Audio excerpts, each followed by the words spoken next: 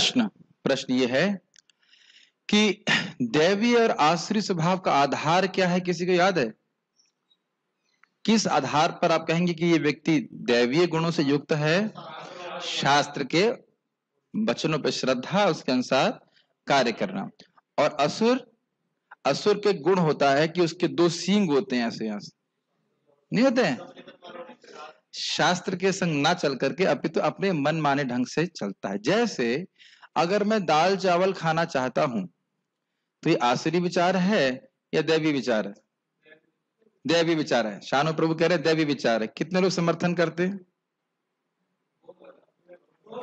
हाँ, देखिए अब अभी बात क्लियर हो जाएगी कि भगवान क्या बोल रहे हैं गीता में, यज्ञ शिष्टासिनो संतो मुच्यन्ते सर्व किल विषय भुंजते तू अघम पापा ये पचंत आत्म कारणात्। मांस के बारे में नहीं बोल रहे हैं। जो व्यक्ति दाल चावल रोटी सब्जी यह भी भगवान को अर्पित किए बिना खाता है और ऊपर से प्याज के छिलके डाल करके, तो यह भी आसुरी विचार है, क्योंकि ये कृष्ण को समर्पित नहीं है। वह केवल पाप खा रहा है। गलत तो नहीं बोल रहे ना 3:13? तो यानी कि भगवत गीता के अनुसार कौन व्यक्ति दिव्य है? जो भगवान को अर्पित करे खा रहा है। भले ही वो जो व्यक्ति भगवान की अवमानना कर रहा है, भगवान को नहीं मानता है, आसुरी विचार वाला व्यक्ति। समझ रहे? चलिए पढ़ेंगे, एक बार श्लोक की आवृत्ति करेंगे, सबके पास होगा। 16.123। ये बात बड़ी रिवोल्टिंग लगेगी। अरे मतलब केवल वेजिटेरियन चीजें खा रहा है फिर भी आसुरिक विचार है, क्योंकि कृष्ण से विद्रोह है। चलिए बोलते हैं। श्री भगवान वाच, श्री भगवान वाच, अभयम सत्व संशुद्धि, अभयम सत्व संशुद्धि, ज्ञान योग व्यवस्थिति, ज्ञान योग व्यवस्थिति, दानम दमश्च यज्ञश्च, दानं दमश्च यज्ञश्च, स्वाध्यायस्तप आर्जवम्, स्वाध्यायस्तप आर्जवम्, अहिंसा सत्यम क्रोध, अहिंसा सत्यं क्रोध, त्यागः शान्तिरपैशुनम्, त्यागः शान्तिरपैशुनम्, दया भूतेषु लोलुप्त्वम्, दया भूतेषु लोलुप्तम्, मार्दवम् ह्रीरचापलम्, मार्दवम् ह्रीरचापलम्, तेजः क्षमा धृते शौचम्, तेजः क्षमा धृतिः शौचम्, अद्रोहो नातिमानिता, अद्रोहो नातिमानिता, भवन्ति सम्पदम् दैवीम्, भवन्ति सम्पदं दैवी, अभिजातस्य भारत। अभिजातस्य भारत। तो हम लोग ब्राह्मणों के गुणों के बारे में सुनना चाहेंगे। आज हम लोग ब्राह्मण के गुण के बारे में पढ़ रहे हैं प्रभुपाद जी के तात्पर्य से। पेज नंबर 54 है यहाँ पर। यहाँ शुरू करते हैं। जहां तक ब्राह्मणों की सरलता यानी आर्जवम का संबंध है, इसका पालन न केवल किसी एक आश्रम में किया जाना चाहिए, अपितु चारों आश्रम के प्रत्येक सदस्य को करना चाहिए। आप बैठ सकते हैं ऊपर का पढ़। अच्छा, चाहे वह ब्रह्मचर्य, गृहस्थ, वानप्रस्थ अथवा संन्यास आश्रम में हो, मनुष्य को अत्यंत सरल तथा सीधा होना चाहिए। इसका अर्थ बुद्धू नहीं होता है। सरल का अर्थ बुद्धू नहीं होता। जैसे आपको बताया था मैंने, द्रोणाचार्य जी को पता था कि धृष्टद्युम्न उनको मारने के लिए उत्पन्न किया गया है, ये पता है ना आपको? हाँ, द्रुपद ने यज्ञ से उत्पन्न किया था, तो क्या वो बुद्धू थे? बुद्धू नहीं थे। लेकिन जब वह उनसे शिक्षा लेने के लिए आया तो सरलता में उन्होंने उसको दिया, शिक्षा दिया। सरलता एक बहुत अच्छा गुण है। श्रील भक्ति सिद्धांत सरस्वती कहते थे सरलता यही वैष्णवता। छल छिद्र नहीं होना चाहिए। हमारा प्राइवेट जीवन नहीं होना चाहिए। बहुत कठिन है। हमें लगता है कोई देख नहीं रहा है, लेकिन व्यक्ति को विश्वास होना चाहिए कि भगवान हृदय में है और वो सब देख रहे हैं कि मैं क्या कर रहा हूं। हम सभी के अंदर ये प्रवृत्ति होती है कि जब तक अन्य लोग को मालूम नहीं चल रहा है तब तक इट्स ओके। और कभी कभी हम यह भी सोचते हैं कि हम लोगों से झूठ बोल करके उनको मूर्ख बना देंगे, लेकिन इस प्रकार से हम केवल अपने चरित्र को दोषपूर्ण करते हैं। ये दिव्य गुण नहीं है। आप समझ पा रहे हैं सरलता का अर्थ? झूठ मूठ नहीं बोल, झूठ कपट नहीं करना चाहिए। Make sense? एक बार एटलीस्ट मेरे से सब लोग बहुत सतर्क रहेगा, हमारे आश्रम के डिवोटीज, कि अगर मैंने बोला कि आप जप करो और आपने कहा आप जप कर रहे हैं और मालूम है देखने नहीं भी आया, तो भगवान की ऐसी व्यवस्था है कि पता नहीं किसी न किसी तरह से मुझे मालूम चल जाता है कि व्यक्ति धोखा कर रहा है। मैं कोई हीरो नहीं हूं, लेकिन भगवान मुझे पता करवा देते हैं। एक बार एक ब्रह्मचारी था, अभी यहाँ पे नहीं है, कहा प्रभु मुझे पेट में दर्द हो रहा है, पेट में बहुत दर्द हो रहा है। ठीक है जाओ आराम करो रूम पे। जब का समय था, जब के समय पेट अधिक दर्द करता है। और महाराज जी परम पूज्य जनार्दन महाराज जपा वॉक के लिए गए थे, बोले वो तुम्हारा ब्रह्मचारी केशी घाट पे क्या कर रहा था उस समय?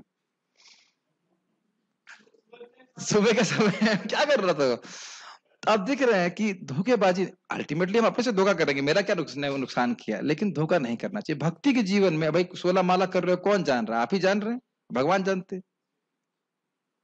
चार नियम का पालन कर रहे कौन जानता है? हम जानते हैं, भगवान जानते हैं। तो इस सरलता रहेगी, ईमानदारी रहेगी, तो हम लोग भक्ति में प्रगति कर सकते हैं। हम सभी अंदर कपट होता है तो उसको त्यागने का प्रयास करना चाहिए। अहिंसा का अर्थ है किसी जीव के प्रगतिशील जीवन को न रोकना। किसी को यह नहीं सोचना चाहिए कि चूंकि शरीर के वध किए जाने के बाद आत्मा स्फुलिंग नहीं मरता है, इसलिए इंद्रिय तृप्ति के लिए पशु वध करने में कोई हानि नहीं है। प्रचुर अन्न, फल तथा दूध की पूर्ति होते हुए भी आजकल लोगों में पशुओं को मांस खाने की लत पड़ी हुई है, लेकिन पशुओं के वध की कोई आवश्यकता नहीं है।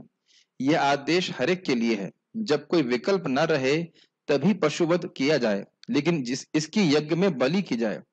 जो भी हो, जब मानवता के लिए प्रचुर भोजन हो तो जो लोग आध्यात्मिक साक्षात्कार में प्रगति करने के इच्छुक हैं उन्हें पशु हिंसा नहीं करनी चाहिए। वास्तविक अहिंसा का अर्थ है किसी की प्रगतिशील जीवन को रोका ना जाए। पशु भी अपने विकास काल में एक पशु योनि से दूसरी पशु योनि में देहांतरण करके प्रगति करते हैं।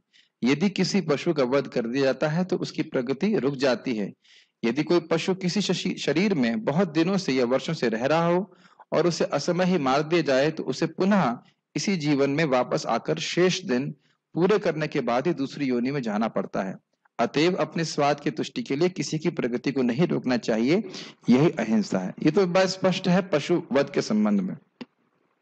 ये बात आप थोड़ा समझ पा रहे हैं? मान लीजिए कोई बकरा काट रहा है, तो बकरा जो है वो कितने समय जीता है मुझे पता नहीं, 10 साल जीता होगा, 5 साल, अब पता नहीं, जो भी हो, मान लीजिए 5 साल उसका कर्मानुसार 5 साल जीना है। अब शानू प्रभु को अथॉरिटी मान रहे हैं, समझने शानू शास्त्र मुझे नहीं पता क्या होता है कि बकरे की उम्र कितनी होती है, शायद जूम पे किसी वक्त को पता हो तो आप गूगल पे सर्च कर सकते हैं। जो भी होता हो, चलो मान लो 5 साल है और व्यक्ति ने उसको 2.5 साल में मार के खा गया, तो अब उसको फिर से जन्म लेना पड़ेगा और 2.5 साल फिर और उसी योनि में व्यतीत करने पड़ेंगे।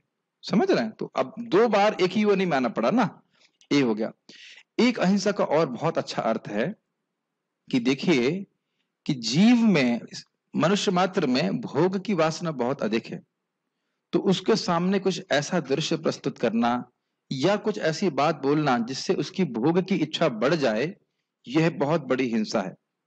तो आप बताइए कि पिक्चर बनाने वाले हिंसा कर रहे हैं कि नहीं कर रहे? समझ में आ रहा है ना? ये गंदे गंदे चित्र दिखाते हैं, ये हिंसा हो रही है कि नहीं? ये और बड़ी हिंसा है कि लोगों को कृष्ण भावना से च्युत किया जाए। और एक हिंसा है, शास्त्र श्रीमद् भागवत में है कि मच्छर मारना भी हिंसा है।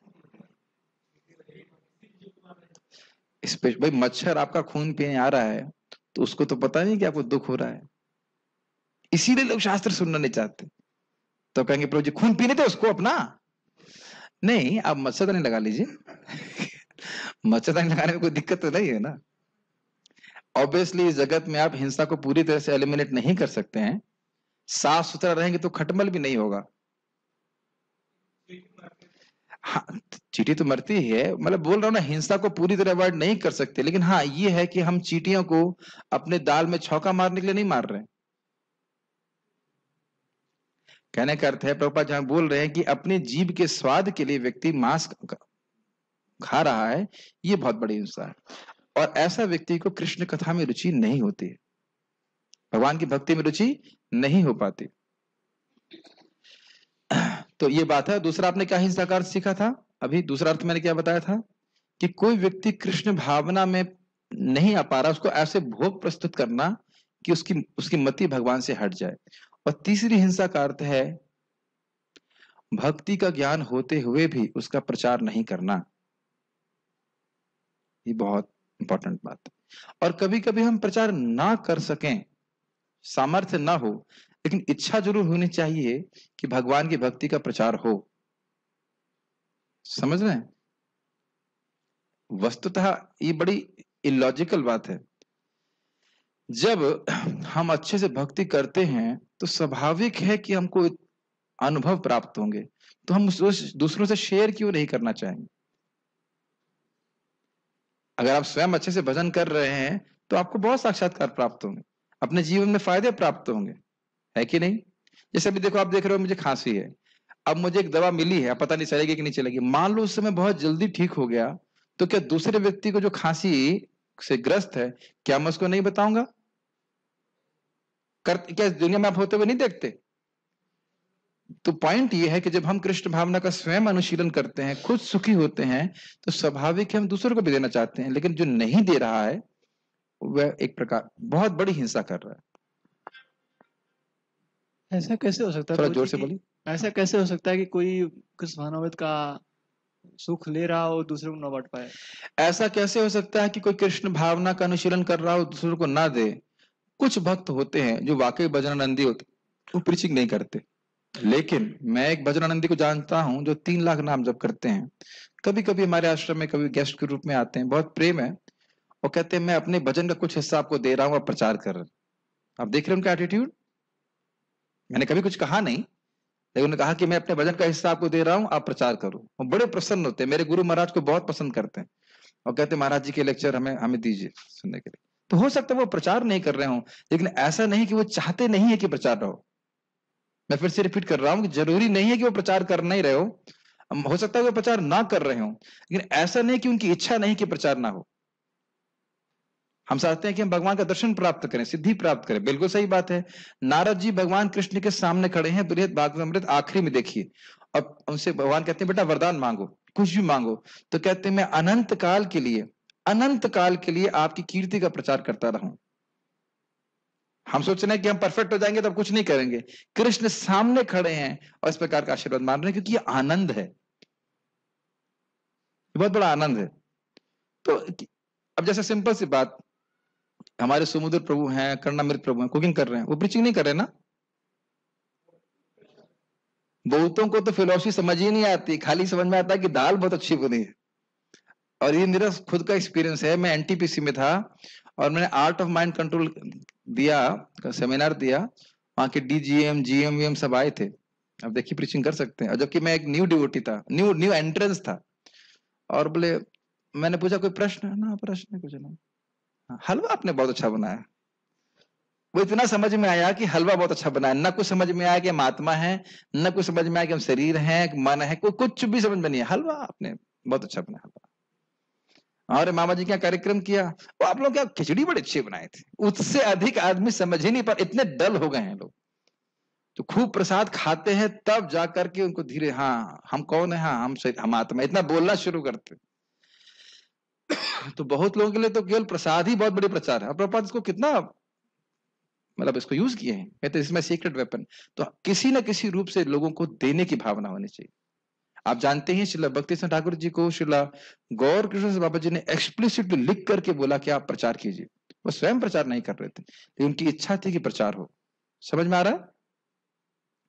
तो ये है कि किसी भी तरह से व्यक्ति की कुछ व्यक्ति लोगों को जोड़े। जैसे परम पूज्य देवामृत महाराज को पता है कौन लेके आया कृष्ण भावना में?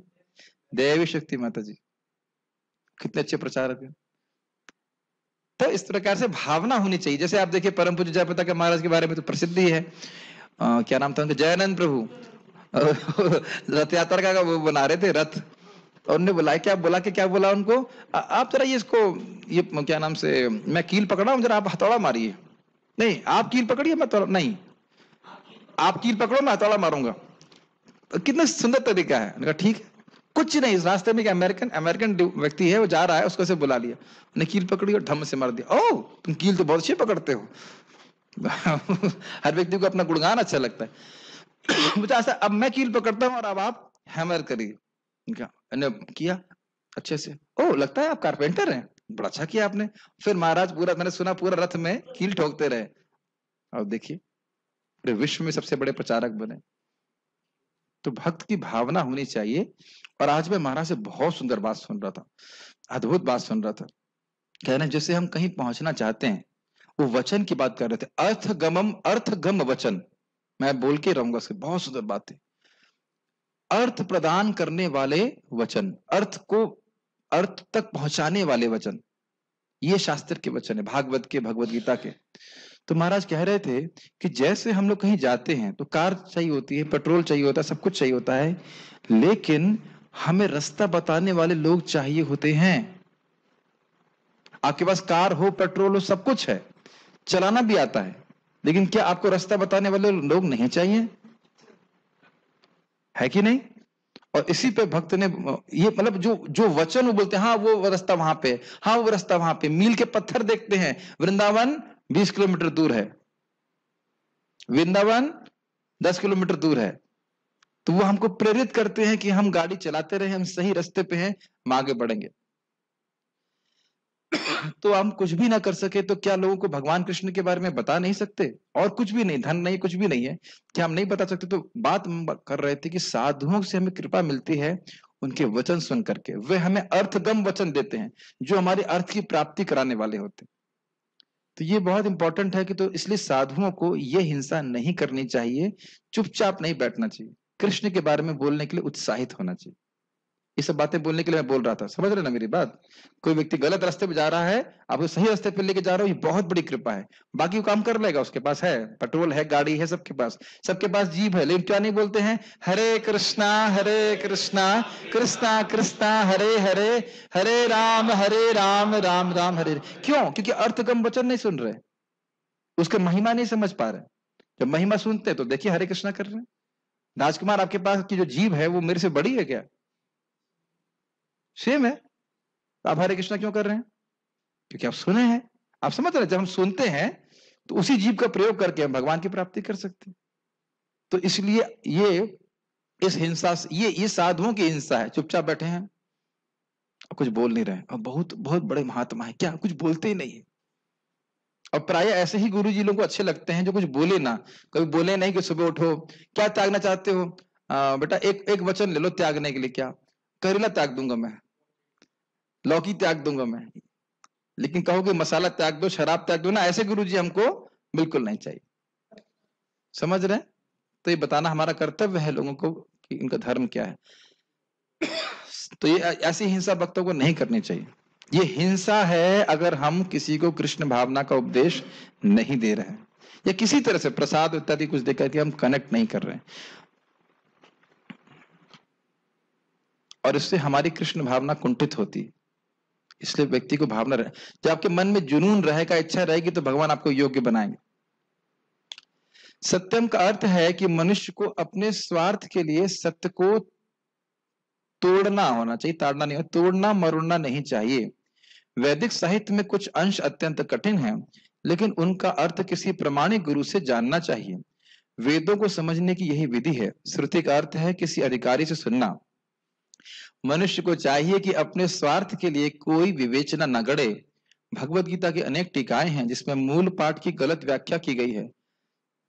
शब्द का वास्तविक भावार्थ प्रस्तुत किया जाना चाहिए और उसे प्रमाणिक गुरु से ही सीखना चाहिए। इस संबंध में परम पूज्य राधा गोविंद महाराज और परम पूज्य वृंदावन चंद्रनाथ महाराज जी, मुझे उनसे प्रेरणा मिलती है। पहले तो मैं समझ में नहीं आता था, अब मैं जब कमेंट्रीज पढ़ता हूं तो देखता हूं महाराज लोग कमेंट्रीज ही बोलते हैं, कभी शास्त्र से बाहर कुछ बोलते ही नहीं, इसलिए इतना एवर फ्रेश रहता है। और अब श्रील प्रभुपाद जी के तात्पर्य क्यों एवर फ्रेश रखते हैं? हम कमेंट्री भी पढ़ते देखते, आप देख ही रहे हैं, प्रभुपाद जी पूरा आचार्यों की बात को ही रख रहे हैं, कभी घुमा फिरा के बात नहीं करते। आप समझ रहे हैं बात? अगर कोई बात हमको नहीं पता है तो अपनी बात बताने की बजाय कि दूसरे सीनियर वैष्णव से हम कंफर्म नहीं कर सकते?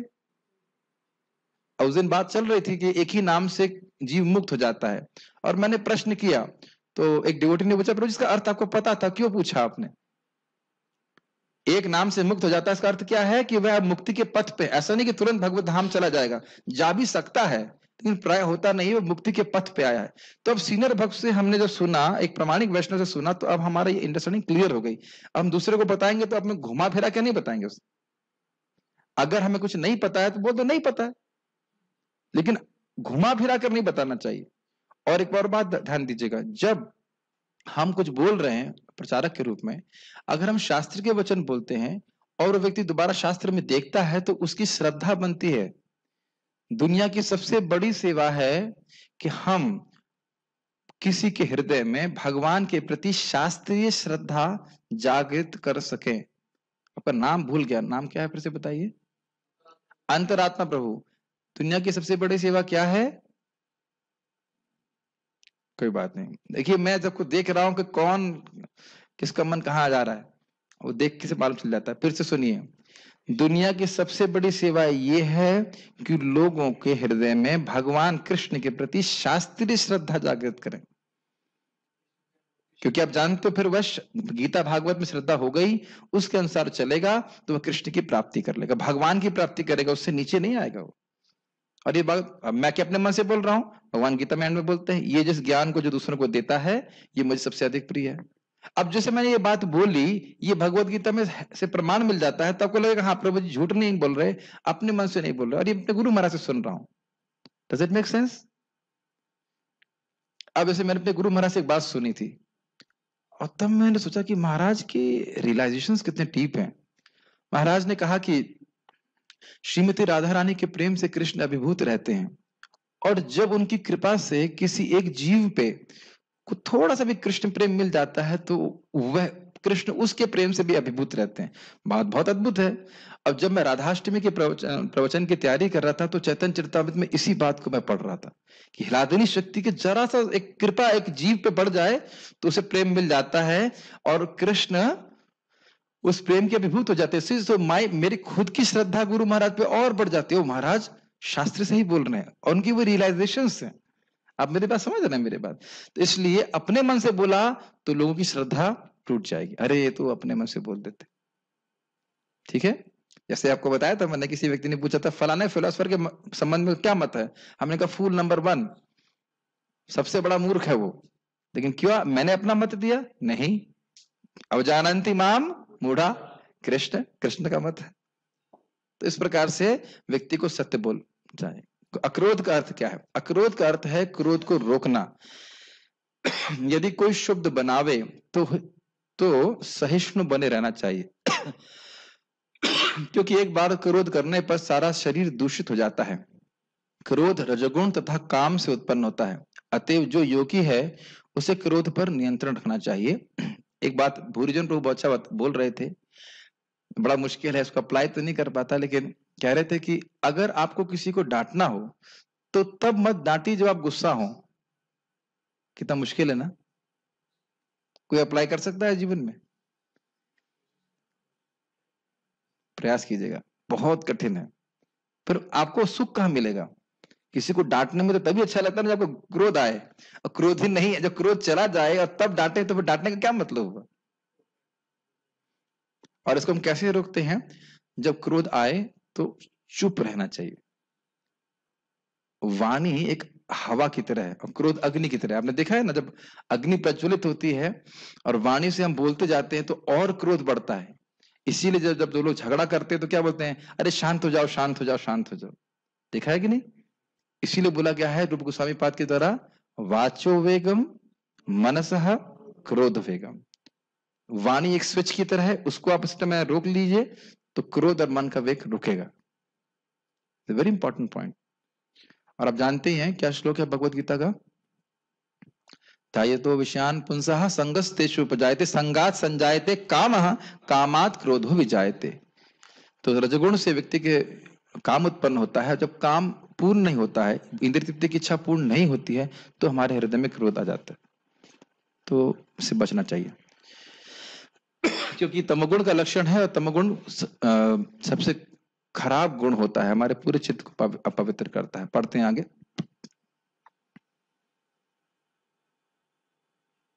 मुझे पूरी लीला याद नहीं है, लेकिन विश्वामित्र जी की टेस्टिंग हुई थी कि वह, हाँ अब याद आ गया, विश्वामित्र जी की टेस्टिंग हुई थी कि वो ब्राह्मण बने कि नहीं बने, ब्रह्म ऋषि हुए कि नहीं।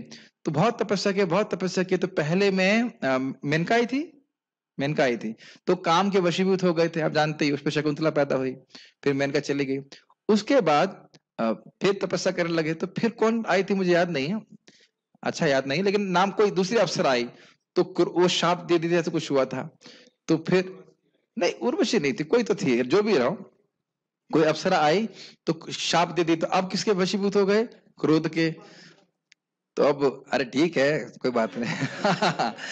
अब जब तीसरी बार फिर तपस्या करने लगे, कह रहे अरे फिर मेरी तपस्या नष्ट हो गई, फिर तपस्या करने लगे, तो फिर इस प्रकार से आए, तो फिर वो शांत रहे। इस संबंध में बहुत भगवान क्या नाम है उनका, भगवान नर नारायण, बड़ा सुंदर लीला है।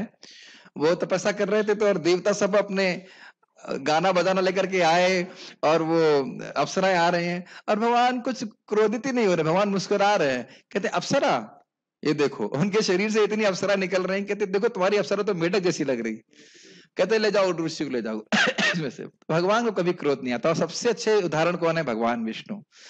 बहुत अच्छा लग रहा है बोलने के लिए, भगवान बहुत अच्छा मन कर रहा है बोलने के लिए, इसलिए बोल दे रहा हूं। भगवान विष्णु की आप जानते हैं प्रसिद्ध लीला, भृगु मुनि चेक करने के लिए कौन भगवान है, तो पहले पिताजी के पास गए, ब्रह्मा जी के पास, खाली प्रणाम नहीं किए, तो ब्रह्मा जी की आंखों में क्रोध आ गया, लेकिन फिर वो उसको सहन कर लिए कि अरे कोई और लोग कहेंगे आप ही ने तो नहीं सिखाया अपने बेटे को, एटिकेट नहीं सिखाया।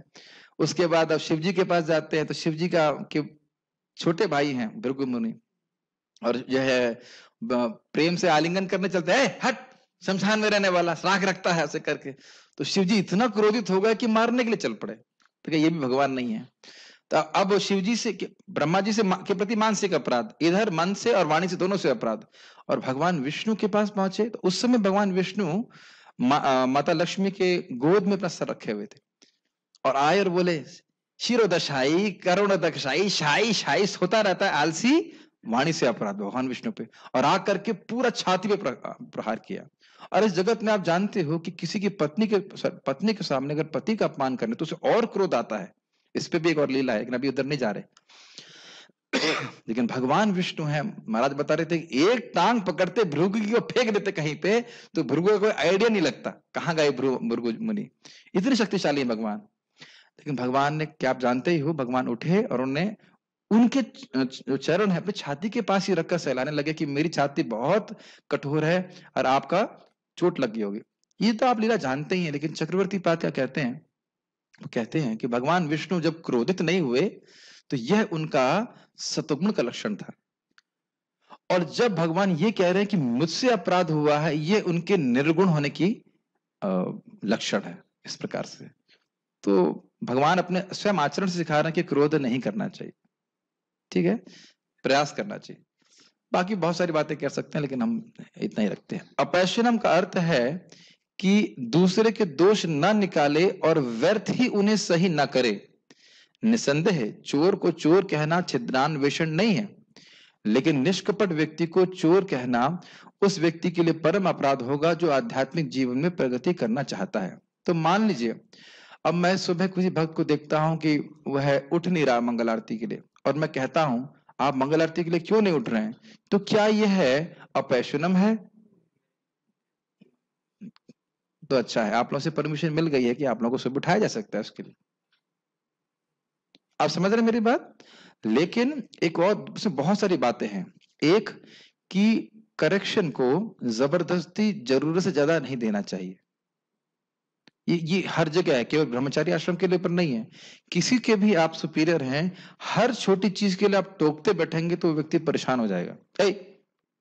तुमने तिलक राइट ऐसे क्यों लगाया, तुमने ऐसे क्यों लगाया, तुमने धोती ऐसे क्यों बांधी, तुमने ऐसे क्यों किया, तो व्यक्ति हैरान हो जाता है कि नहीं? इतना नहीं देना चाहिए। और जो जूनियर है उसको भी सीखना चाहिए कि जो बात बता दी उसे कर लेना चाहिए। अब बोला गया है कि भाई आपको मंदिर में बैठ के जप करना है, पता लगा न्यूज आ रही है कि वो उधर भग रहे हैं, उधर भग रहे हैं, उधर भग रहे हैं, तो यह भी उचित नहीं है। लेकिन स्वाभाविक है कि लोग नहीं, मतलब नहीं करते हैं, तो फिर सिर्फ बोलते रहना चाहिए। भगवान बोलते हैं ऋषभ देव की गुरु को शिक्षा देते रहना चाहिए, भले ही शिष्य पालन ना कर पाए। और क्रोधित भी नहीं होना चाहिए। अब ये भगवान की आज्ञा है, क्योंकि बहुत बार सभी लोग मन के द्वारा गाइडेड रहते हैं, तो मन तुरंत छोड़ता थोड़ी ना है, इसलिए बताते रहना चाहिए। लेकिन जैसे अभी हमारे एक भक्त ने कल की तो बात है ना, कल सुबह इतना ब्रिलियंट प्रसाद बनाया हमारे करुणामृत प्रभु ने, और दूसरे व्यक्ति ने बोला क्या बना दिया तुमने, तुमने सब्जी को डीप फ्राई नहीं किया। अरे भाई तो सब्जी को डीप फ्राई नहीं किया है तो आप कुक को क्यों डीप फ्राई कर रहे हो? सारे भक्त खुश हैं, तुम्हारा जीव का स्वाद अलग है, तो तुम यह तो नहीं कह सकते कि प्रसाद तुमने बिल्कुल यूजलेस बनाया, थर्ड क्लास बनाया ऐसा करके। क्या ये सही बात है? क्या ये सही तरीका? ये बिल्कुल तरीका सही नहीं है। यदि आप ये भी कहना चाहते हो, करेक्शन देना भी चाहते हो, तो प्रभु जी मुझे ऐसा लग रहा है कि इसमें थोड़ा इंप्रूवमेंट होना चाहिए। Does it make sense? ये कभी नहीं, क्या बना दिया, थर्ड क्लास है ये और वो, ये बिल्कुल नहीं अच्छी बात। देखिए, निंदा के संबंध में महाप्रभु के वचन है, महाप्रभु के वचन है चैतन्य भागवत से, हर जीव मेरा दास है, तो किसी की निंदा करने का हमको अधिकार नहीं, केवल उन्हीं को करेक्शन देने का अधिकार है जो हमारे आध्यात्मिक संरक्षण में हैं। उसका फायदा क्या होगा? महाप्रभु कह रहे हैं जिसने केवल एक बार कृष्ण बोला है, क्या बोला है, क्या बोला है, क्या बोला है, आपने 3 बार बोला है, और महाप्रभु क्या कह रहे हैं, एक बार, और दूसरे की निंदा नहीं करता है तो उसका उद्धार मैं स्वयं करूंगा। क्या विजय प्रभु जी, महाप्रभु ने क्या बोला है विजय प्रभु? एक बार कृष्ण बोला है और देखो, वाह, एक बार कृष्ण बोला है उसका उद्धार मैं स्वयं करूंगा, ये बोले हैं। बीच की कंडीशन आप कहा गए निंदा दूसरे की नहीं करना है, वो ऐसा है, वो वैसा है, देखो सो रहा है, ये है, वो है, हमें वो सब नहीं करना है। यदि कभी प्रवचनों में बोला जाता है कि हमें जब में सोना नहीं चाहिए, हमें ये नहीं करना चाहिए, तो ये सब शिक्षा दी जा रही है, तो भगवान भी देंगे, अभी देने वाले हैं कि ये आसुरी विचार रही है। लेकिन भक्तों की, स्पेशली भक्तों की निंदा से हमको बचना चाहिए, ये बहुत हमारे लिए नुकसानदेह है, ठीक है। और छिद्रान्वेषण का अर्थ समझते हैं? अन्वेषण मतलब खोजना, और छिद्र मतलब होता है छेद, तो छिद्रान्वेषण का मतलब हुआ छेद खोजना, कहां गलती ढूंढे उसकी। जैसे रामचंद्रपुरी महाप्रभु के पास में आए और महाप्रभु ने उनका सम्मान किया, क्योंकि उनके गुरु जी के गुरु भाई थे, ईश्वरपुरी पाद के, और उनकी ऐसी आदत थी कि पहले किसी को खिलाएंगे प्रसाद, फिर कहेंगे देखो कितना खाता है ये, कैसे इंद्रिय संयम करेगा। तब बहुत वो ध्यान पूर्वक महाप्रभु के आचरण को देख रहे थे, महाप्रभु का आचरण तो परफेक्ट है। तो एक दिन महाप्रभु के रूम से कुछ चींटियां जा रही थी, ऐसे जा रही थी, तो कहते हाँ अब पकड़ में आया, ये सन्यासी जरूर मीठा खाता होगा, तभी तो चींटियां आ रही हैं, इंद्रिय संयम कैसे करेगा। ये देखते हैं छिद्रान्वेषण, जबरदस्ती की निंदा करना, जबरदस्ती की निंदा करना। तो इस प्रकार से व्यक्ति को नहीं करना चाहिए, अपने दोषों को देखना चाहिए। हिरी का अर्थ है कि मनुष्य अत्यंत लज्जाशील हो और कोई गर्हित कार्य न करे, यानी कि अगर कुछ गलत हो जाए तो उसको फिर शर्म आना चाहिए कि मैं से ऐसे कैसे हो गया। हाँ ठीक है।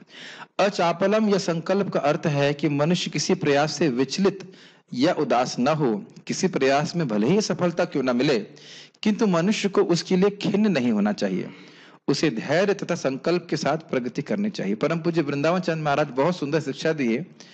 जब उनका प्रसंग चल रहा था चित्रकेतु महाराज का, जब वो राजा थे और उनकी कितनी पत्नियां थी? 1 करोड़। तो महाराज महाराज कहे कि हम लोग भक्ति करते हैं 2-4 साल करते हैं, कहते प्रभु जी कुछ हो नहीं रहा है। अब यहाँ पे उनका प्रयास देखिए कि 1 करोड़ विवाह कर लीजिए, इतना प्रयास कर लिए संतान उत्पत्ति करने के लिए, फिर भी उनका संकल्प धैर्य बना ही रहा कि प्रयास करते रहना पड़ेगा। तो उनसे शिक्षा लेनी चाहिए कि कितना हमको बच्चे पैदा करने के लिए नहीं, भक्ति करने के लिए प्रयास करना चाहिए, कि ये नहीं कि अब मन नहीं लग रहा है, मन नहीं लग रहा है। इसी संबंध में देवामृत महाराज बहुत अच्छा उदाहरण दिए। वो सच्चा उदाहरण दे रहे थे कि ऑस्ट्रेलिया में एक व्यक्ति था जो एयरलाइंस में काम करता था, एयरलाइंस समझता, हवाई जहाज। तो उसने बहुत सिंपल से व्यक्ति के रूप में काम किया और करते करते करते करते फिर उसने कुछ अपनी कंपनी खोली एयरलाइंस की, और 30 साल बाद, 30 साल लगे उसको, उसने अपनी खुद की एक एयरलाइंस खोल ली। तो स्वाभाविक है कि इसको 30 साल लगे, मेहनत लगी, धैर्य लगा, प्रयास लगा, तब जाके उसने अपनी एक एयरलाइंस खोली। तो कह रहे हमारे यहाँ भक्त 2-4 साल जब करते करते प्रभु जी इतने दिन से जॉब कर रहे हैं, जैसे लग रहा है 24 घंटे कर रहे हैं, है ना। बोलते हैं ना ये प्रभु जी 5 साल हो गया जब करते हुए, कुछ नहीं हो रहा। ऐसा कुछ नहीं है, हर हरि नाम के संग कुछ ना कुछ हो रहा है। बुर्जन प्रभु बताते हैं, प्रभुपाद जी के शिष्य, कि मान लीजिए कि आपके पास शीशा है जिसके ऊपर 30 किलोमीटर मोटी मट्टी की लेयर है, समझ रहे हैं उदाहरण। तो आप अगर उसको 2-4-100 मीटर हटा भी दोगे तो क्या लगेगा, मट्टी ही मट्टी दिखाई पड़ेगी। लेकिन इसका अर्थ यह नहीं कि 100 मीटर मट्टी हटी नहीं है। हरे कृष्णा कृष्णा कृष्णा हरे हरे, हरे राम राम राम हरे हरे के संग हम भगवान के पास जा रहे हैं, गंदगी साफ हो रही है। एक उदाहरण और भक्त ने बहुत अच्छा दिया था, माता जी लोग समझ सकते हैं। खाना आप लोगों ने प्रेशर कुकर में बनाया ना, तो प्रेशर कुकर जब आप बैठा देते हैं तो लगता कुछ हो ही नहीं रहा, कुछ आवाज ही नहीं आ रही है। और डिवोटी कुक हमारे नयनानंद प्रभु, कुकर जानते हैं ना, कुकर, कुकर में आप चावल बिठा देते हैं तो आवाज आती है तुरंत, तो कुछ हो ही नहीं रहा है। हाँ, 15-20 मिनट बाद अंदर गैस बन रही है और 15-20 मिनट बाद थोड़ी सीटी बजना चालू हो जाएगी। एक और उदाहरण, बैम्बू का जानते हैं, बैम्बू समझते हैं, बैम्बू का पेड़, बैम्बू बांस के पेड़ में आप पानी डालेंगे कुछ नहीं होगा 5 साल तक, जो मैंने सुना है। और 5 साल के बाद हर दिन वो 1 फीट बढ़ता है, 1 फीट। तो ऐसा लग रहा है कि कुछ नहीं हो रहा, कुछ नहीं हो रहा है, लेकिन आप देखेंगे कि भगवान के प्रति आसक्ति, भक्ति बढ़ती जाती है। हर हर हर संपर्क से भगवान के हम आगे बढ़ रहे हैं। तो बड़े धैर्य और संकल्प के संग भक्ति को भक्ति करना चाहिए। प्रभुपाद संबंध में कहते हैं अरारोट नहीं, क्या होता, अखरोट का एग्जाम्पल। अखरोट के पेड़ उगने में समय लगता है, इसका अर्थ नहीं कि अखरोट का मूल्य नहीं है, कोई मूल्यवान वस्तु प्राप्त करने में समय लगता है। तो बड़े धैर्य और उत्साह के संग व्यक्ति को भक्ति करना चाहिए। तो ये सब क्या है, अचापलता। ये नहीं कि आज 2 दिन भक्ति किया और उसके बाद चले जाए। और एक और इसका बहुत खतरनाक इम्प्लीकेशन है। एक डिवोटी थे हमारे, बड़े अच्छे 16 माला जब करते थे, भक्ति करते थे, फिर उन्हें रसिक संप्रदाय में दीक्षा ले ली। लोग सोचते हैं कि कोई उनको चीप में कृष्ण प्रेम दे देगा, जेब से निकाल के दे देगा। ऐसे नहीं होता है, शुद्धि करनी पड़ती है, अपने को गोस्वामी बनना पड़ेगा, तब जाके कृष्ण प्रेम प्राप्त होता है। बिना इंद्रिय संयम किए कृष्ण प्रेम नहीं प्राप्त हो सकता है।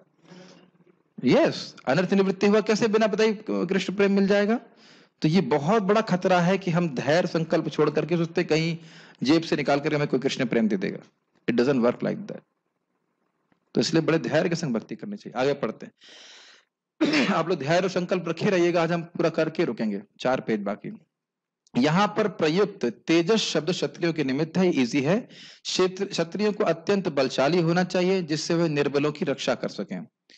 उन्हें अहिंसक होने का दिखावा नहीं करना चाहिए। यदि हिंसा की आवश्यकता पड़े तो हिंसा दिखानी चाहिए, लेकिन जो व्यक्ति अपने शत्रु का दमन कर सकता है उसे चाहिए कि कुछ विशेष परिस्थितियों में क्षमा कर दे। वह छोटे अपराधों के लिए क्षमादान कर सकता है। 2 उदाहरण, परीक्षित महाराज ने सीधे कलयुग को पनिशमेंट दिया, देने वाले थे, जब वह मूर्तिमान धर्म बैल और माता गाय को वो कष्ट पहुंचा रहा था, तो उन्हें तलवार उठा ली मारने के लिए। लेकिन जब वह शरणागत हो गया, यानी शक्ति थी कि ऐसे कलयुग को पनिशमेंट दे सकते थे, लेकिन जब वो शरणागत हो गया तो क्षमा कर दिया। जानते हैं इस बात को। और भगवान कृष्ण की लीला में आपको याद है ना, हमने सुनाया था आपको कि रुक्मी बड़ा परेशान किया कृष्ण पे, बाण मारा, लेकिन कृष्ण मारने भी वाले थे, लेकिन बलराम जी आए, कहते अरे छोड़िए, अब साले को तो छोड़ देना चाहिए। तो वहां पे फिर उसको मार दिया। लेकिन यही बलराम जी के संग जब वो किसकी शादी हो रही थी, अनिरुद्ध जी की शादी हो रही थी, रुक्मी की बेटी कहां से आ जाएगी, अपन इसे कहते हैं मेंटल स्पेकुलेशन। बेटी की बेटी यानी कि नातिन से शादी हो रही थी, नातिन पोती या नातिन, ऐसे दोनों में शादी हो रही थी। तो उसमें वह द्यूत क्रीड़ा कर रहे थे, और बलराम जी से, द्यूत मतलब द्यूत क्या कहते हैं हिंदी में, क्या कहेंगे, जुआ कह लीजिए, या चौसर, जो भी। तो चौसर खेल रहे थे, तो और वो बलराम जी जीत रहे थे, लेकिन वो झूठ बोलता था। और उसके साथ में जो उनके चेले थे, ए देखो हार गया ग्वाला कहीं का, ऐसे करके बलराम जी इतना तमतमा रहे थे कस के। फिर जब लास्ट वो हुआ 1 लाख का, तो नहीं कितना नंबर है, बहुत बड़ा उन्होंने बाजी लगाई और बलराम जी जीत गए। तब कहा नहीं नहीं नहीं हार गए। तो देवता बोले ये सत्य ही है कि बलराम जी जीते। बलराम जी उठाए मुसल मारे, उसको खत्म करे। तो तेज है, एक जगह क्षमा करना चाहते क्षमा कर सकते हैं, एक जगह मारना तो मार भी देते। और जो बाकी लोग हंस रहे थे सबके दांत तोड़ दीजिए मुंह से, वो भाग रहे थे, पकड़े बलराम जी, दांत से मारते। वो पास टाइम बहुत अच्छा लगता है, मारपीट वाले पास टाइम मुझे बड़े अच्छे लगते हैं। तो इस प्रकार से भगवान तेजस्वी हैं। या फिर कृष्ण बलराम जी अकेले ही जरासंध की पूरी सेना को समाप्त कर दे। ठीक है। शौचम का अर्थ है पवित्रता, जो न केवल मन तथा शरीर की हो अपितु व्यवहार में भी हो। यह विशेष रूप से वणिक वर्ग के लिए है। उन्हें चाहिए कि वे काला बाजारी ना करें, और अन्यथा आप जानते हो कम से कम 2 बार जरूर स्नान करना चाहिए। अगर हम दोपहर में सो रहे हैं तो वह शरीर गंदा हो जाता है, तो उसके बाद स्नान करना चाहिए। बाथरूम यूज करने जा रहे हैं लैट्रिन इत्यादि के लिए, तो उसके बाद स्नान करना चाहिए। ये सब शौचम रहता है, ये सब इंपॉर्टेंट है। अन्यथा और बाकी यहाँ पे आप देख ही रहे हैं, शौचम का अर्थ है कि वह चीटिंग नहीं करे। नाति मान्यता अर्थात सम्मान की आशा न करना शूद्रों अर्थात श्रमिक वर्ग के लिए है, जिन्हें वैदिक आदेशों के अनुसार चारों वर्णों में सबसे निम्न माना जाता है। उन्हें वृथा सम्मान या प्रतिष्ठा से फूलना नहीं चाहिए, बल्कि अपनी मर्यादा में बने रहना चाहिए। शूद्रों का कर्तव्य है कि सामाजिक व्यवस्था बनाए रखने के लिए वे उच्च वर्णों का सम्मान करें। देखिए, अगर हमारे ये बात जब बोली जा रही है ना, तो बहुत लोग ऑब्जेक्शन होगा, अरे भाई शूद्रों का दलन कर रहे हैं, नीचा दबा रहे हैं। ऐसा नहीं है। अगर कोई पैर है तो क्या पैर के शरीर में आवश्यकता नहीं होती है? क्या पैर का काम दिमाग कर सकता है? नहीं कर सकता है। लेकिन दिमाग क्या पैर का शोषण करता है? नहीं करता है। गाइडेंस देता है कि गड्ढे में नहीं जाओ। उसी प्रकार से आपस में रेसिप्रोकेशन होना चाहिए, यूनियनबाजी नहीं करनी चाहिए। आजकल देखिए यही सब चल रहा है। और अगर आप किसी शूद्र जो समान व्यक्ति है, जो बहुत योग्य नहीं है, उसको धन देंगे तो क्या करेगा? भागवतम लेके आएगा, ठेके पे जाएगा। यही हो रहा है। तो राजा का कर्तव्य है कि इस प्रकार से जो शूद्र है, जो उसके पास बुद्धि नहीं है, उसको इस प्रकार की सुविधा ना दे। मुझे एटलीस्ट बिहार का अच्छा लगता है, वहां पे शराब पूरी तरह से बंद है। मैं चकित था जब हम बस पार्टी लेके गए थे। पूरे अब छुप छुप के पीते अलग बात है, लेकिन एटलीस्ट ऑफिशियली उन्हें शराब बंद किया। और बिहार मर्द खत्म तो नहीं हो रहा है कि नहीं? मैं इंडोनेशिया गया था तो मुझे हंसी आ रही थी। ड्रग्स अलाउड नहीं है, लेकिन शराब ड्यूटी फ्री। हम ये कितना अमेजिंग है ना। ड्रग्स आप लेंगे तो जान से मार देंगे, सही में ड्रग्स अगर रही तो फांसी दे देंगे, गोली मार देंगे, इतना स्ट्रिक्ट है। लेकिन शराब ड्यूटी फ्री, एयरपोर्ट में उतरते ही शराब पीजिए। तो ये क्या लॉजिक है? तो समझ में नहीं आता, ये क्या लॉजिक है? शराब नशा नहीं है? खैर, अब ये सब कलयुग है, इसमें क्या बोला जाए। लास्ट पैराग्राफ होंगे प्रभुपाद का। यहाँ पर वर्णित 26 गुण दिव्य हैं। वर्णाश्रम धर्म के अनुसार इनका आचरण होना चाहिए। सारांश यह है कि भले ही भौतिक परिस्थितियां शोचनीय होना चाहिए, शोचनीय हो, यदि सभी वर्णों के लोग इन गुणों का अभ्यास करें तो वह क्रमशः आध्यात्मिक अनुभूति के सर्वोच्च पद पर उठ सकते हैं। इसका रेफरेंस क्या है? देखिए, कृष्ण भक्ति यह नहीं कहती कि तुम यह नहीं कर सकते, कि तुम वह नहीं कर सकते। तो इस चीज को, इस कंक्लूजन को समझिए। हमने इसमें चारों वर्णों और चारों आश्रमों के दिव्य गुणों को सुना है। ये बात समझ में आ रही है? 4 वर्ण और चारों आश्रमों के दिव्य गुणों को सुना है। तो यानी मान लीजिए कोई व्यक्ति शूद्र है, शूद्र के गुणों से युक्त है, उसको नहीं समझ में, शास्त्र नहीं पढ़ पा रहा है और कुछ नहीं कर पा रहा है, लेकिन अगर सम्मान की भावना है और भगवान की भक्ति कर रहा है तो इंपॉर्टेंट है, तो वह उसके द्वारा ही वह मुक्ति प्राप्त करेगा। मेरी बात समझ रहे हैं? हर व्यक्ति ब्राह्मण के कार्य कर सके ऐसा संभव नहीं है। मैं पहले भी रिपीट कर चुका हूं। तो अपनी योग्यता के अनुसार व्यक्ति कार्य करे और तो वह व्यक्ति भगवान को प्रसन्न करेगा। जैसे मैं कल उस दिन बताना भूल गया था कि महाप्रभु सन्यासी के प्रति कितने कठोर थे, लेकिन उन्हीं के उनके एक पार्षद थे, उनका नाम था शिवानंद सेन। और जब उनकी पत्नी गर्भवती थी तो उनको बोला कि जब तुम्हारा लड़का होगा तो उसका नाम तुम पूरी दास रखना। देखिए, महाप्रभु को पहले से पता था कि लड़का होगा, तो उन्होंने कहा लड़का होगा तो पूरी दास रखना। तो अब वहां उनको दूर नहीं रखना कि तुम गृहस्थ हो और पत्नी का संग किया है तो तुम गर्हित हो। जो सन्यासी के लिए बिल्कुल गलत है वह गृहस्थ के लिए गलत नहीं है, लेकिन उसमें भी नियम है जिसकी व्याख्या हम पहले कर चुके हैं। तो हर व्यक्ति अपने गुणों के अनुसार भगवान उस आश्रम में स्थित रहे और भगवान कृष्ण की भक्ति करे तो वह दिव्य गुणों से युक्त हो जाएगा। अब कल से हम एक श्लोक और लेंगे, उसके बाद हम आज नहीं कल से उस या परसों से हम लोग भगवान आसुरी वर्णों का गुणों का वर्णन करेंगे। किसी को कोई प्रश्न है तो हम ले सकते हैं। यस प्रभु। यूट्यूब पे क्वेश्चन है, क्या हमारी भक्ति से ठीक से नहीं होती इसलिए हम क्रोधी अपराध करते हैं? देखिए, भक्ति ठीक से होने की बात आगे की है। क्रोध और काम और ये सारी चीजें वे हमारे हृदय को पहले से ही ग्रसित की हुई हैं। आप भक्ति ठीक से भी करेंगे तो भी ऐसा नहीं कि क्रोध नहीं आ सकता। बहुत कान खोल कर सुनिए, निष्ठा इत्यादि में भी प्राय नष्ट हो जाता है। इसका अर्थ यह नहीं है कि क्रोध कभी नहीं आएगा। अब पता नहीं मेरी बात समझ रहे हैं कि नहीं। हम भक्ति कर रहे हैं, इसका अर्थ यह नहीं कि व्यक्ति को कभी काम और क्रोध अभिभूत नहीं करेगा। तो भक्ति करते रहिए, धीरे धीरे करके यह नष्ट हो जाएगा और पूरी तरह से सारे अनर्थों की पूरी तरह से क्लियरिंग होती है भाव के स्तर पे। तो अनर्थों से युक्त होते हुए भी हम भक्ति कर रहे हैं तो हमको आगे बढ़ेगा। कम से कम हिरी का गुण तो आना चाहिए। अरे मुझे क्रोध नहीं करना चाहिए था, ये जिस पे क्रोध कर दिया, अरे क्षमा कर दीजिएगा मैंने यहाँ पर क्रोध कर दिया, इतना तो कर सकता है व्यक्ति। इतना भी नहीं लोग करते हैं। सारी अंग्रेजी सीख लेते हैं लेकिन एक शब्द नहीं सीखते, SORRY, सॉरी। या हिंदी पूरी पढ़ लिया लेकिन एक शब्द नहीं सीखा, क्षमा कर दीजिए। होता है कई बार। मैंने एक बार भागवतम क्लास सुन रहा था इंग्लिश में, कहा आज मैं किसी पे गुस्सा नहीं करूंगा। जैसे रूम और टेम्पल के बाहर आया, व्यक्ति कुछ गड़बड़ कर रहा था, ये आप क्यों कर रहे हो ऐसा? फिर मैंने कहा अभी तो संकल्प लिया था। तो हमारे संकल्प तो टूट ही जाता है, लेकिन धीरे धीरे करके भक्ति करेंगे तो व्यक्ति का क्रोध की भावना रह जाएगी निकल। देखिए, क्रोध आता क्यों है? क्योंकि हम सोचते हैं कि जीवन में सब कुछ हमारे अनुसार चलना चाहिए, हम कंट्रोलर हैं। लेकिन भक्ति करते करते धीरे धीरे करके भावना निकल जाती है कि हम कंट्रोलर नहीं है, मैं बस एक छोटा सा जीव हूं। हम आप खुद ही को सही में नहीं कर सकते, दूसरे को क्या करेंगे? तो इस प्रकार से फिर क्रोध की भावना निकल जाती है। जैसे एक संत हुए, नाम याद नहीं आ रहा, शायद नामदेव या कौन तो थे, नामदेव थे ना, जो गोदावरी से स्नान करके आ रहे थे और एक मुसलमान ने उनके ऊपर थूक दिया, तो फिर जाके स्नान करे।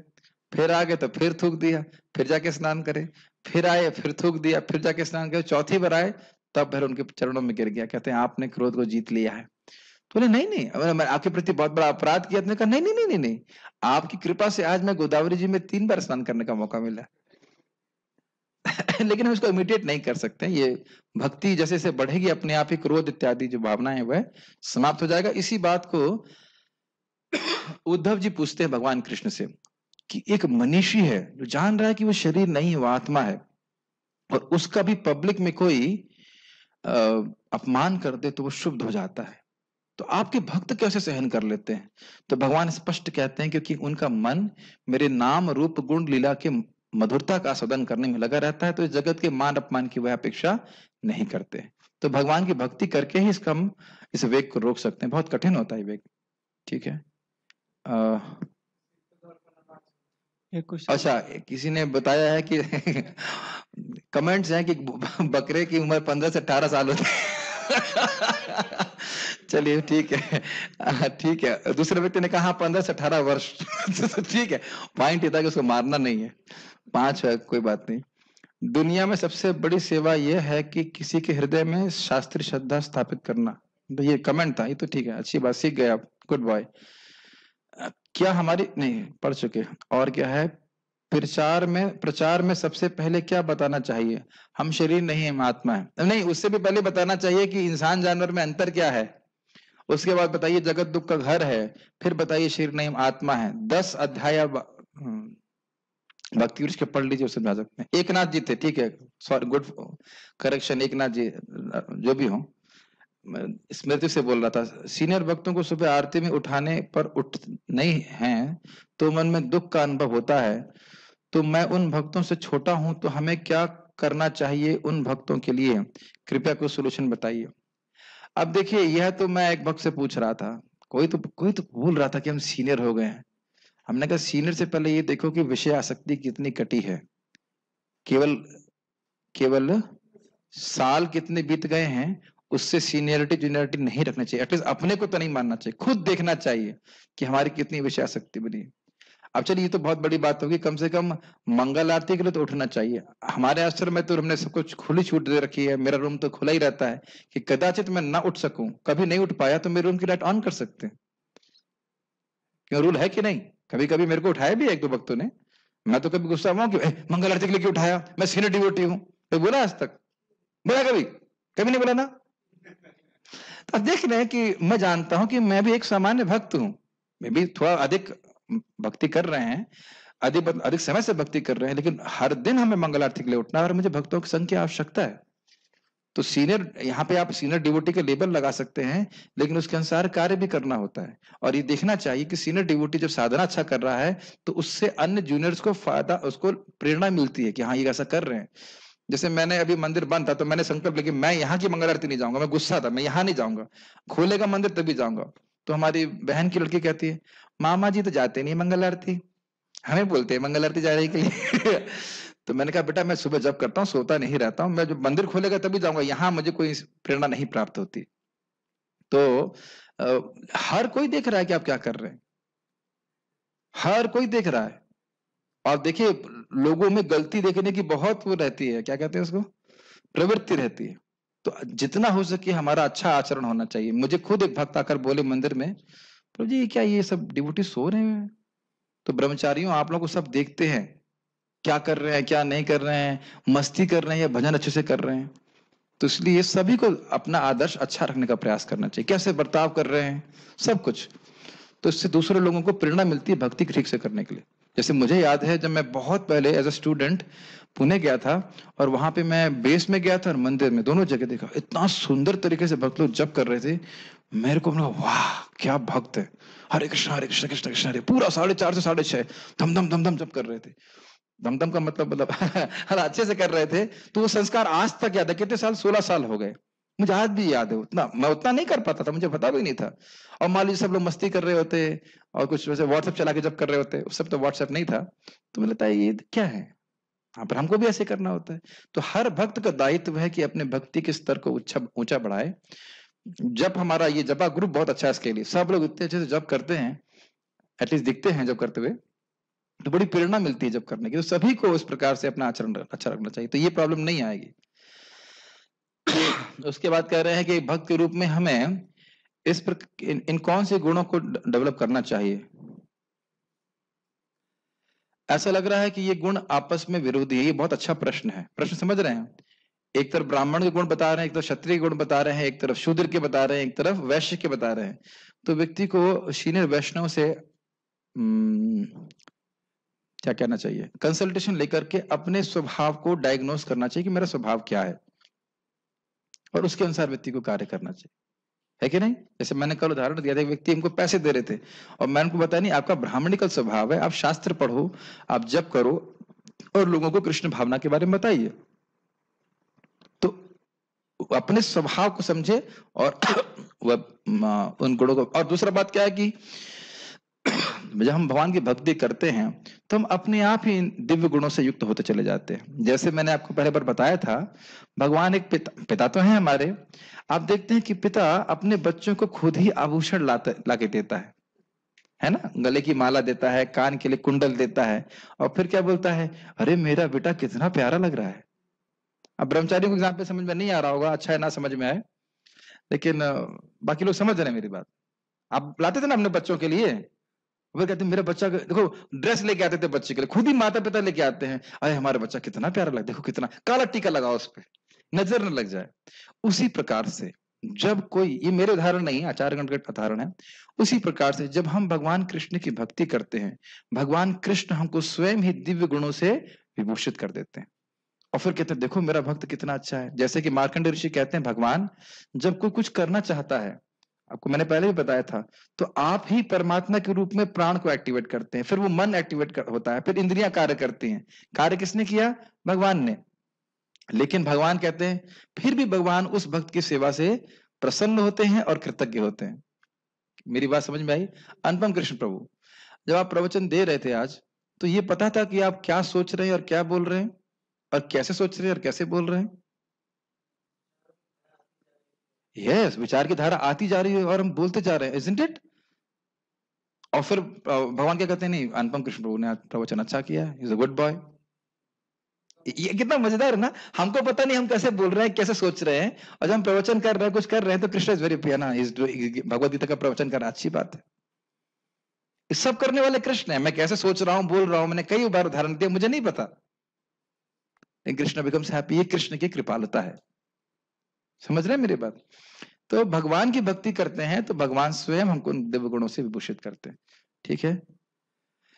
मानव जीवन में सबसे बड़ा कीर्ति क्या है, यही प्रश्न है। क्या सबसे बड़ी कीर्ति है भगवान के भक्त के रूप में? क्या ये रामानंद राय जी ने उत्तर दिया चैतन्य महाप्रभु को कि अगर किसी की प्रसिद्धि है सर्वश्रेष्ठ तो क्या भगवान के भक्त के रूप में। जैसे प्रहलाद महाराज की कीर्ति अभी तक है, ध्रुव महाराज की कीर्ति अभी तक है, युधिष्ठिर महाराज की कीर्ति अभी तक है भगवान के भक्त के रूप में। और कोई प्रश्न है? यस प्रभु। प्रश्न है कि शाम को तुलसी जी के आसपास मच्छर आ जाते हैं, तो उनको मारने के लिए लगाना चाहिए वो? तुलसी जी के पास मच्छर? तुलसी जी को मच्छर से क्या होगा? तुलसी जी को मच्छर खून थोड़ा ना पियेंगे, ये कहाँ से आइडिया आ गया? तुलसी जी, ये तो कभी सुना नहीं। तुलसी जी का मच्छर कुछ करते हैं क्या? उससे कुछ नहीं होता। कोई बात नहीं, अच्छा प्रश्न किया, डाउट क्लियर कर लेना चाहिए। तुलसी जी को प्रश्न मच्छर कुछ नहीं करते, और अगर आप उनको रोज स्नान कराते रहेंगे तो कीड़े भी नहीं आएंगे। लेकिन अब क्योंकि तुलसी जी का वो अगर कोई कीड़े लग रहा है तो उस पर हमको कुछ और हनी ऑयल इत्यादि कर देना चाहिए ताकि वो दूर रहे, ऐसे रहता है। वैसे प्रभुपाद जी का ये आज्ञा है कि स्पष्ट है कि अगर आप रोज उनको स्प्रे करेंगे, सुनो सब लोग बहुत ध्यान पूर्वक, अगर आप तुलसी जी पे वो जो आपने ना बाल कटवाते हैं नाई वाला, वैसा स्प्रे ले लीजिए पानी का, और आप उन पे स्प्रे करते हैं तो आपको पता है क्या होगा आपके संग? अब वह दोबारा जंग नहीं होगा, ये दिक्कत होगी। केवल तुलसी जी पे स्प्रे स्प्रे समझते हैं ना, फिस, फिस, फिस, वो करने से आपको दोबारा जन्म नहीं होगा। इतनी शक्तिशाली है तुलसी देवी। और सामने बैठ के भजन करेंगे तो क्या, थोड़ा मैं कमेंट कर दूंगा, टॉन्ट मेरी आदत है, टॉन्ट बात जो मैं करता हूँ। अब हम भी देख के दुख लगता है मंदिर में कि तुलसी जी सामने और कूलर को दिखा के जप हो रहा है। जो करता है वो समझ ले इसको। अब तो मैं इसलिए मैं तो देखता नहीं, लेकिन बहुत दुख लगता है, तुलसी जी सामने है और कूलर की और पीठ कर दी तुलसी की तरफ और कूलर की तरफ देख के जप कर रहे हैं। तो ये सब दुर्गुण क्यों आ रहा है? श्रवण का अभ्यास नहीं। वहां तप करने बैठने कि हवा खाने बैठे। एक एग्जाम्पल दे रहा हूं कि जब व्यक्ति को नहीं पता होता तो फायदा नहीं उठा पाता। तुलसी जी सामने है, आपको अनंत गुना लाभ मिलेगा, लेकिन पीठ घुमा ली। तो व्यक्ति को ध्यान देना चाहिए, सब नहीं करना चाहिए, लेकिन तुलसी जी को मच्छर नहीं काटते तो इसलिए कोई दिक्कत नहीं। और कोई प्रश्न है? यस प्रभु, माइक दीजिए इनको। समुद्र प्रभु को माइक दीजिए।